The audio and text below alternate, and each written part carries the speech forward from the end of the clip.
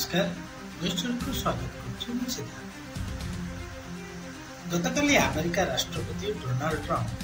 पुणी थे भारत विरोध में वाणिज्य मोर्चा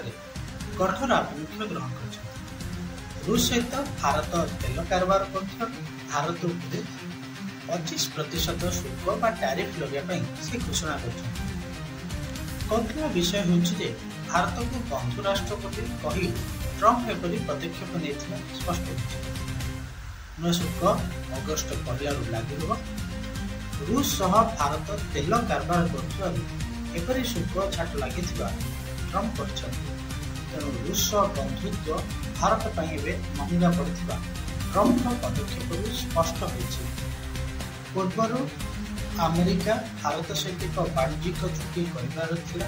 कौन से कारणवशतः यह चुक्ति चूड़ांत हो पार ना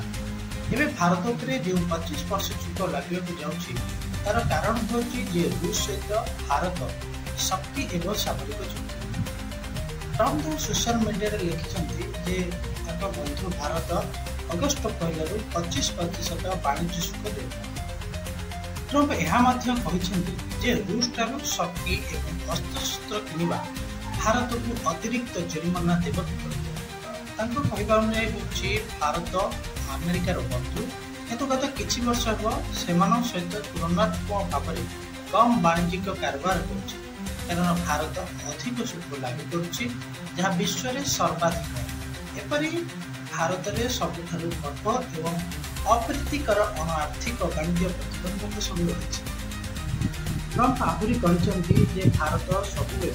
रूस ठार अधिकांश सामरिक उपकरण किणुछि शक्ति क्षेत्र में चीन सहित भारत रूस बड़ क्रेता जिते समस्ते चाहती रूस यूक्रेन दमन बंद कर से भारत रूस सहित तेल कारबार को बढ़ाऊँ तेणु भारत को अगस्ट 1 रु 25% शुल्क देय निष्पत्ति भारत और अमेरिका मध्य वाणिज्यिक संतुलन को नष्ट कर रप्तानी को प्रभावित कर संभावना रही तेणु अमेरिका वाणिज्यिक क्षेत्र मुकाबला करने राष्ट्रपति ट्रंप पार्टनर देश मान वाणिज्य चुक्ति करने आह्वान देते यार जवाब में से चलित वर्ष एप्रिल 2 तारिख में विभिन्न देशगुड़िक शुल्क लगाई से भारत उपर 26% लगाई ट्रंप यह स्थगित रखा बड़ कथा ट्रंप जपरी अन्य देशगुड़िक नया तारीख आनुष्ठानिक पत्र जारी करमती भारत एपर्यंत जारी करना जदि अमेरिका सहित कौन वाणिज्यिक चुक्ति नहला तेरे हूँ ट्रंप भारत को भी नोटिस जारी कर भारत पक्ष प्रतिक्रिया प्रकाश पाई भारत सरकार कहते ट्रंप जो 25% शुल्क धार्य कर ताहार प्रभाव केमिति पड़िबो ताहा उपरे अनुधान करा जाउछि भारत और अमेरिका मध्य वाणिज्यिक आलोचना कौन परिस्थिति में जातीय स्वार्थ को अवहेला करा जाई पारिबो नाही।